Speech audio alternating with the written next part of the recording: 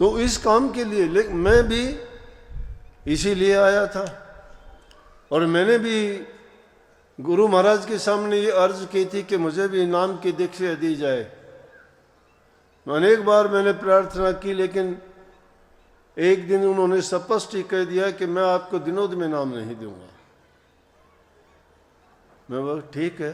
बोला पूछोगे नहीं क्यों? माँ वो तो आपकी मौज है, आप दोगे जब दोगे, कहाँ दोगे। नहीं बोला इसलिए नहीं दूंगा कि यहाँ मैंने बहुत से जवान लड़कों को नाम दिया, जिसको सोचता था कि ये अच्छे लड़के हैं, सत्संग में जाके सत्संग का कार्य करेंगे, इनका सुधार होगा, कल्याण होगा, ये गलत रास्ते पे चले हुए हैं।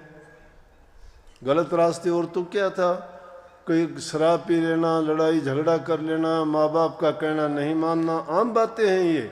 अज्ञान के बस इंसान कितनी बातें ऐसे करता है, उसमें उनका नुकसान ही होता है। और माँ बाप उससे दुखी होकर सोचते भी हैं कि हमारी संतान सुधर जाए, अच्छे रास्ते पे चले, परिवार का नाम रोशन करे, वंश को आगे बढ़ाए, हमारी इज्जत हो, हमारा नाम रोशन करे आगे जाके, सब सोचते हैं। तो कहने लगे मैंने जिनको नाम दिया ना यहाँ पे दिनोद में, बहुतों ने लिया, सारे के सारे ऊत गए। ऊत जाना हो के हमारे यहाँ ऊत जाना तो कहीं दूर जाने को भी कहते कि उत जा, उत जा। उत जा का मतलब दूर चला जा, उस जगह चला जा। लेकिन ऊत जाने का मतलब सारे दूर चले गए वो, और कोई बुरा मतलब नहीं है। कभी कोई यूँ सोचता ऊत गए, कई बार इसको गाड़ी मान लेते हो ना, गाड़ी नहीं है ये।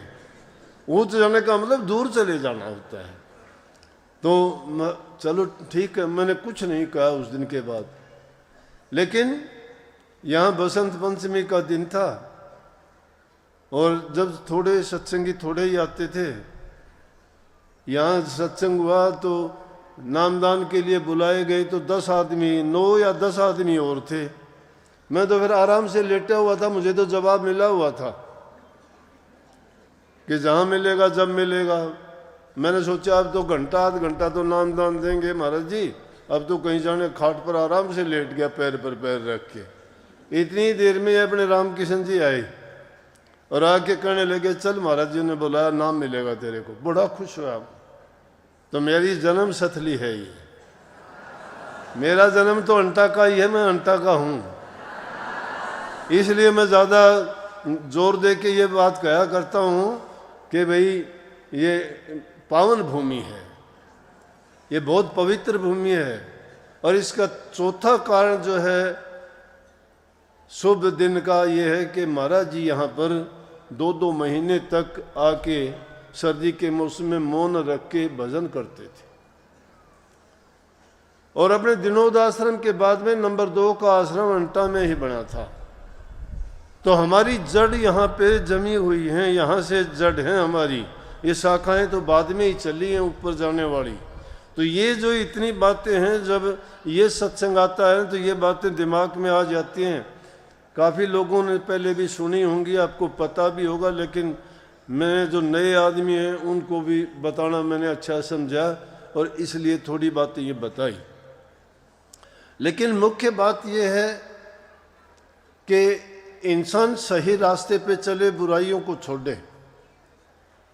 चाहे आप किसी भी गुरु के पास जाओ, किसी भी धर्म या मत में जाओ, सबके पास आपको यही ज्ञान मिलेगा, यही आपको उपदेश करेंगे कि आप दुनियादारी के जिन कामों में फंस के उल्टे सीधे कर्म कर जाते हो, वो कर्म तुम्हें बांध देता है और इसे दुनियादारी से निकलने नहीं देता।